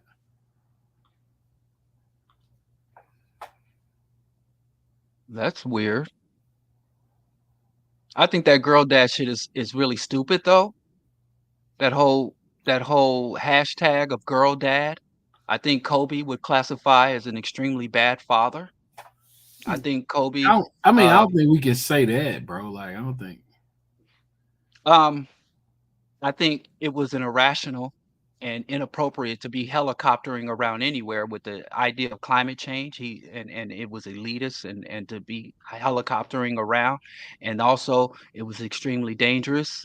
And I think if a poor man, I as a poor and working class man, if my son had basketball practice downtown and the weather conditions um in the city were such that even the police cars were not going, and it was ill-advised, and I call a car service, and the car man says, "Hey, get in the car, come on, I can get you there," and I say, "Come on, son, let's get in," and we die, I think people would be like, "Diallo was stupid and irresponsible," and I'm just thinking if I wanna mimic any father, it would not be Kobe Bryant for other reasons too, but I think we tend to not wanna level the same critical assessments against those exalted, elevated individuals that we would against a poor or working class person. That's just my opinion. But I know Kobe is now a saint, has reached sainthood. And them Yeah. Kobe tattoos and shit. Shit is weird as hell to me. Yeah, I getting the Kobe tattoo is wild. That's a wild. That's a wild move. That's a wild Right. move. But we pretend like reality ain't real when it comes to people. Cause I was like, why was he on that goddamn helicopter? Even if the weather was pristine, why the fuck are you flying over weather? That's extremely just gluttonous and irresponsible, and especially in the era of global warming. And if I have kids, I try to live my life in such a way to the best of my ability that my resources and understanding will allow me to preserve as much as the ecosystem and biodiversity as I can for my offspring. So I'm not going to be just blatantly engaging in large carbon footprint behavior for my own ego.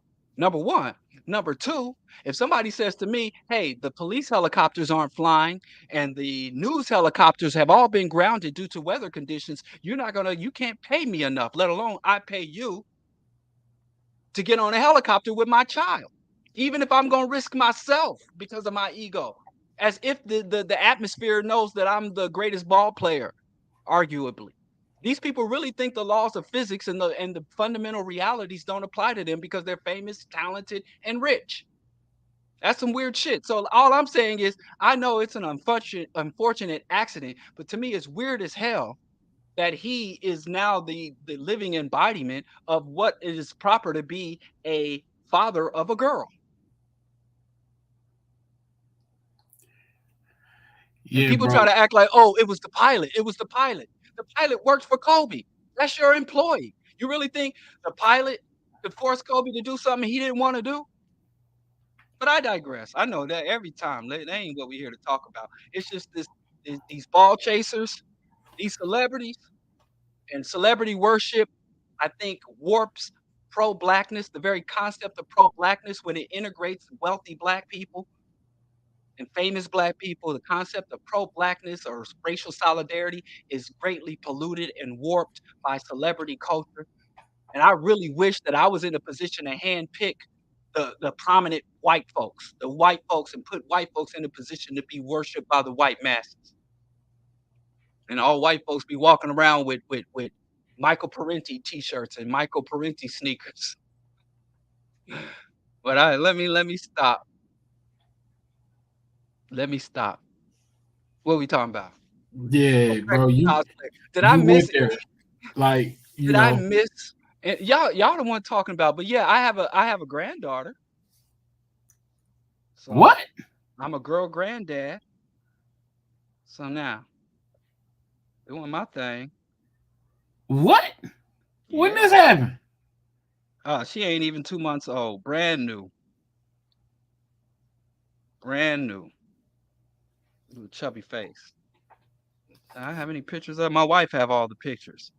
Man, I had no idea. I don't know if that's gonna come through. Yeah, so Oh there it man, look at is. that African. Yeah. Little full on afro. Yeah. Full on already out the womb with a full afro. So anyway, I guess we gonna be able to see what kind of girl granddad. But I don't like that girl granddad shit. Like I'm a pattern my fatherhooding off of Kobe. That's weird as hell. Hide your kids. Hey man, this was fun. Yeah, You this was is cooking great. tonight, bro. You was really in your bag for real. Yeah, I guess didn't nobody want to engage this discussion. Did I miss any people who are cosplaying as oppressed who aren't truly oppressed, or did I misidentify some groups that I said aren't truly oppressed but truly are? Nah, I think you was spot on. Don't take the baby's hair. I ain't nobody doing nothing with her hair, but hey, listen, I ain't got no say into that baby hair. That's for my son and his girl to determine. But anyway, I guess we could wrap this up even a little early. Yeah, man. It was great. So ain't nobody got no kind of smoke. But I'm sorry, I don't be ducking questions. Oh, thanks for everybody. Oh, someone asked a question.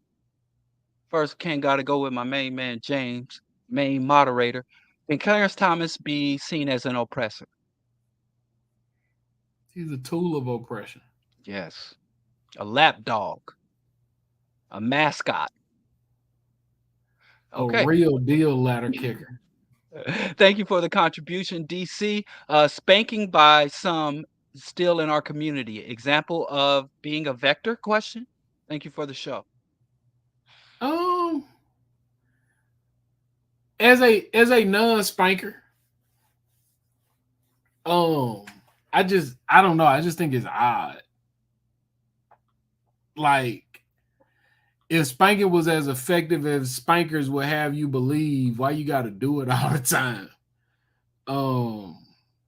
So yeah, that's it. Like I'm so happy there is a campaign to end that, but there is a long standing because my mother, as old as I am, my mother was born and raised up in Jim Crow. My grandmother was Mhm. raised up in Jim Crow, you know, and I've even met my great grandfather, Grandpa Bowie. My great grandfather, has physically been in contact with his ancestors who were in chattel slavery. So um, there was this concept that if we didn't really you beat your kids to prevent them from the white man from having to correct. So it wasn't enough where I would always see and go about as a young child to see how gentle white people were with their kids. Okay, Tommy, and there's a whole trope about black people joke about how permissive white people were of their children, letting their children just rip and run and do whatever, where black people had to maintain strict control over their children. That is a byproduct of slavery, Jim Crow, and legalized discrimination. Because if you cannot maintain control of your child, then that brings great harm to the child and brings great risk to the larger family. Mm-hmm. And the system to this day levels harsher consequences against black children than it does. To the point where black people would really feel if you did not impose strict discipline and limitations on your child, you don't love them because you're going to make them a victim. And it's not even just in the beating. I see that black children aren't allowed to go outside, to catch public transit, to really flow and navigate through the world. Like, I was buying some firewood and I had to go up on the north side. And when I got up to the north side, I see little 5, 6-year-old white girls riding their bikes up and down the street. And I know personally black people here with 15, 16, 7-year-old children. They don't let them ride their bikes in their own community. They don't let them catch the bus. They don't let them go anywhere alone and unmonitored. So it's not just the spanking. It's the fear of letting them go out and navigate the world, the fear of allowing them to make mistakes, the fear of allowing them to explore the liberal arts. You got to get science and STEM. So the regimentation of our children, not just by harsh punishments, but very greatly limiting what they can do or what their options should be, living under constant threat of direct and indirect threat is all I don't it I think it is a vector type behavior, but I don't believe it comes from a deliberate or conscious space. Even with my children, when they would go out, it made me so sad where my son says, well, I'm going to the cafe, sip and savor to work on my art, or I want to catch the bus downtown to get some ugly ass pants or some goofy ass anime t-shirt they had an eye on, and they'll go out and just get in my family. You let them leave. Why didn't you drive them? Oh my God. And a lot of times my children as teens have to go out on their own because all their peers are locked down in the house out of fear of what the system and the society or even other black kids might do to them. So I think Oh, spanking is probably the most obvious and surface, but even I know a lot of parents who don't spank and don't raise their voices to children, but they keep them cloistered in an yeah, atmosphere of fear, in an atmosphere of anxiety.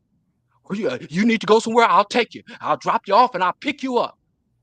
yeah. I It's mean, there are kids that I've known since they were toddlers who've never just opened their front door and walked out into their community to go to a park, to go play a game. yeah. So, I mean, My boys definitely move around in ways that I think is incredibly important. yeah, Partly because one of the things that I will always fantasize about was like living in a community like in the Goonies. You know what I'm right. saying? And it's just like you could just get on your bike and go on adventures. I always thought that was so. I encourage my boys to go out Yeah, and live like without being afraid. right. Um, People tell me all the time, "Oh, I saw your son skateboarding here. I saw your son over here." And I think to myself, "Well, I've never seen your kids out and about. Whenever yeah, I see them, they're in the back seat of your car or in some building waiting for you to pick them up." I think I do. I fully support the no hitting, no spanking, no demeaning yeah, children. Uh, but I think it needs to go further because there's other yeah, forms of because a lot of people think I'm protecting you, I'm helping you, I'm yeah, guiding you. But I think that many of these, like I said, non-spanking parents are packing them, and the line is in our attempt to protect our children's lives, we destroy their minds. yep. I think this is weird. Can you have a discussion about kink in the black community, BDSM? Hey man, as long as y'all adults and y'all having a good time, live your life. Like I don't know what I would have to say about that. I'm not, It's just so exhausting. I don't know. yeah, like just live, It's bro. just like doing all that. Okay, and the knots. I mean, I see they have Hey, listen, demos bro. here. Live your life, man. Enjoy yourself. Like you ain't hurt nobody. You having a good time, man. Like I don't know What? Well, go on. I Yeah, want that's to be weird. starting something. Yeah. All right, and then this I other ain't taking one. no jabs. If I'm gonna talk about somebody, I'm gonna say it. I'm like Destiny Child. I'll say your name. Say your name. You know, I ain't taking nothing I said tonight was directed indirectly or sideways attacking or jabbing at Dr. Ball. Believe you me. I don't think you could have beef with somebody if you got their phone number. You know what I'm saying? Right. But this one is very interesting too. I think this can definitely be the last thing that we talk about. Um, can you guys shed some light on the confusion in our community that we are not all from Africa? We were already here. We indigenous to this land. I don't know where you Um, saw that. Man, these comments be getting past me. and then the question was why so much hate for Africa? Um, You can run with that. I'm exhausted by that. um, so I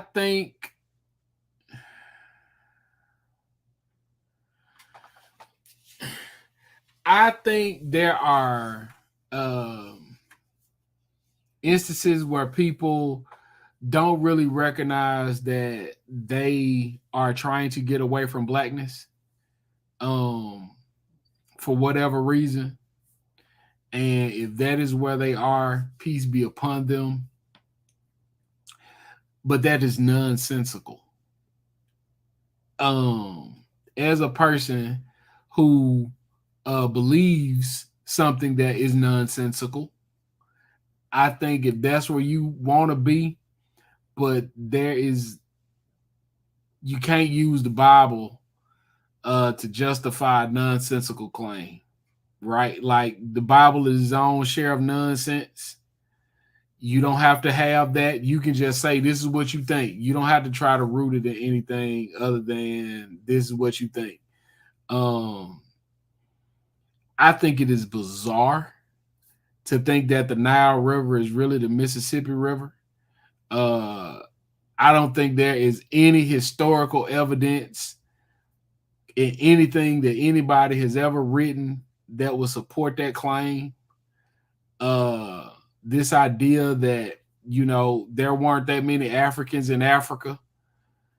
Um, I mean, like, it's not rooted in anything factual that I've ever seen.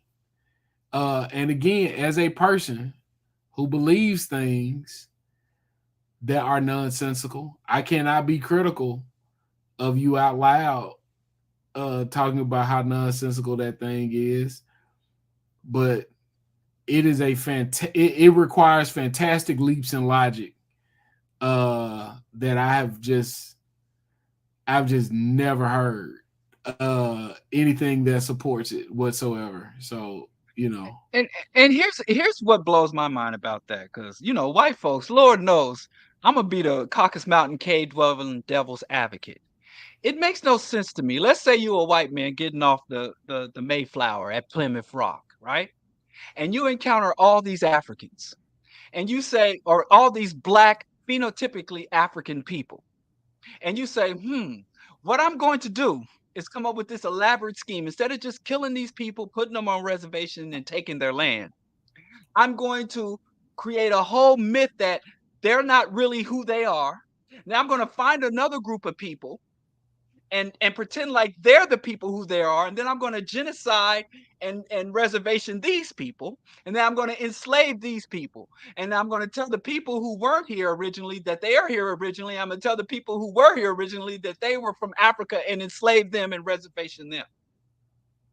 Like, that's bro, exhausting. I know white folks got love to do I know they love their sinister plots. But that's just like, why put all that effort in it? Like, why bro, go through that? Like, what to me? Because when people accuse white folks of something, I'm willing to believe it. If you tell me white man didn't land on the moon, if you tell me the white man has HARP and a weather control machine in the Alaskan wilderness where he can control the weather, if you tell me anything about white folks, if it's bad, I'm gonna believe it. Like, yo, man, yeah, I don't put nothing past that man. But then my second question is going to be, why he do that for? I know he bad, but why? Why he do that for? My second question after I say why is how, and my third question is what did he gain from it?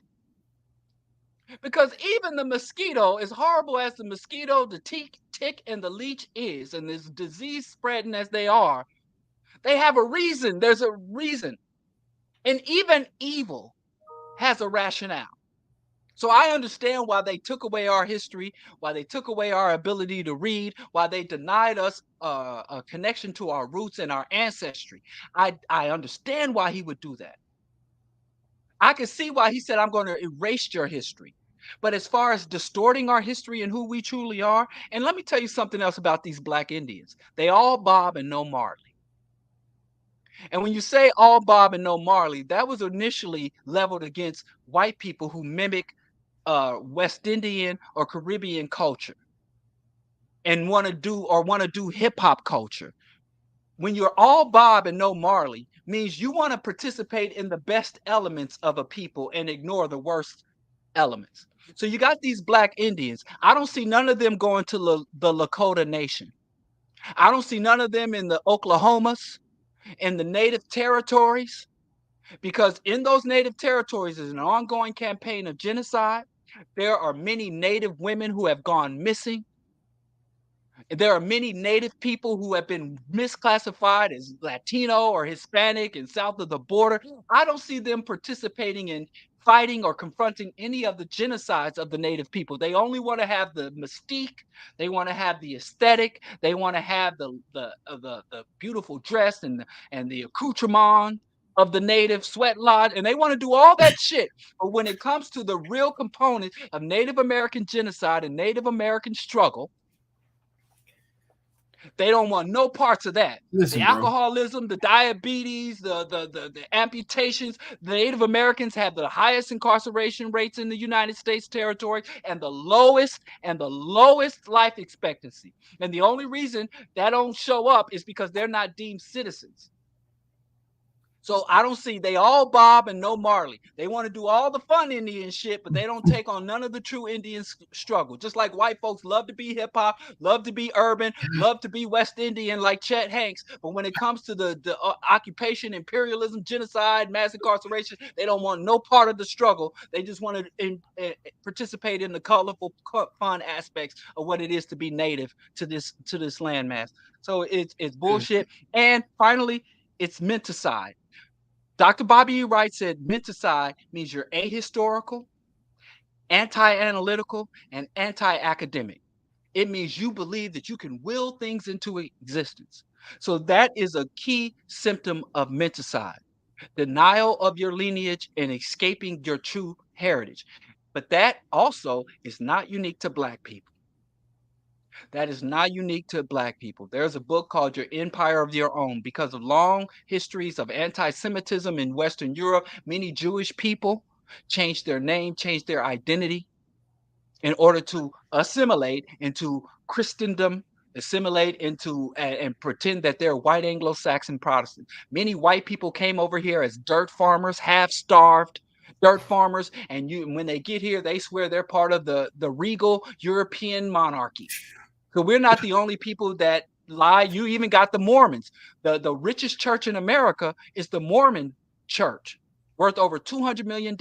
And they have constructed a mythology that they're the true native and that Jesus Christ came to testify. And that the Mormon says that the original Native Americans were white and the savage Asians came across the Bering Strait and committed genocide against the white man and stole the white man's land. So when I say this about Black people mythologizing their origins, we didn't start it, and we ain't even the primary people who engage in it. Yeah. But it is inappropriate and it needs to be challenged, and it is a symptom of Minticide. Shout out to Bobby E. Wright. Dr. Bobby E. Wright. Yeah. Gone Hey, too man. soon. I love you, bro. You are amazing. You did wonderful tonight. I appreciate you, bro. And I missed you last week, but I'll hold you down. Yeah, because you were real. Wait a minute, last week? You weren't here last week. Look at you. I could tell, man. This is how we did this every other when week. one of us get on the job. Listen, I thought we did this every last other week. week. Not last week. The last broadcast. I was here. Don't try to lie. This is all recorded. Skip, this is all on tape. There's the archive. Don't you listen. I know. You had somebody clock in for you? Did you have Geechee or Jared clock in for you? I definitely did I can't that. hold you. I can't nothing I can do. You got to talk to Kamal Franklin and them other cats. I ain't even got no authority. You ain't got to practice your lies on me. I definitely did my fair share of that clock me in. I clock you in. Right. I'm down to do that, but don't talk to me like I was there. And I ain't even trying to snitch. Maybe we could discuss this off air. But if you go to Black Power Media, let's see. Playlist. No. And what I is whenever you ain't here, half the comments be like, where's Skipp at? Oh, wait, were you here? No, that's an old. When did you miss? You had me here by myself in one. Yeah, okay, I'm sorry. Sexuality under capitalism. Yeah, I definitely don't even remember that. I know you're a modest man. You didn't want to talk about sexuality. No, we ain't doing that. Sexuality under capitalism. Yeah. Yeah, okay, you weren't here for that because you're such a modest and chaste man. Yeah, you know what I'm saying? That was too spicy for you. Yeah, no. That was grown folks talking, so you had to step out. So I'm sorry. You were here for the last show, but you weren't here for the show before that. But it gets lost in the sauce. Yeah, but hey, here we go. Close us out, man. God of our ancestors. You had something. I'm sorry. I think I interrupted you. No, that was it. Oh, that's when you was pretending. You was running around cheating on me with Jared Ball. I pulled up on Jared, man. I went out there for work. You know what I'm saying? And so that was great. It was great to be in this class. Yeah. You posting selfies with Jared, and then when it comes time for you to be here for me and meet your obligation to me, you ain't around. Now my flight. I need to put on a Mary. That sounds like a song for Mary J. Blige. Let me write that down. You take my flight, man. And you ain't got time for me. And listen. That's when you lied and said you was at the airport. I was. I should have called you. Be like, turn on your camera. Turn your camera on. Let me see. And you would have seen the big window. Say my name. Yeah. Say my name, Skipp. Diallo. I should have called you.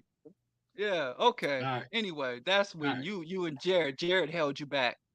Yeah, we had a good time, man. He had to get the little girl soccer. It was great. All right.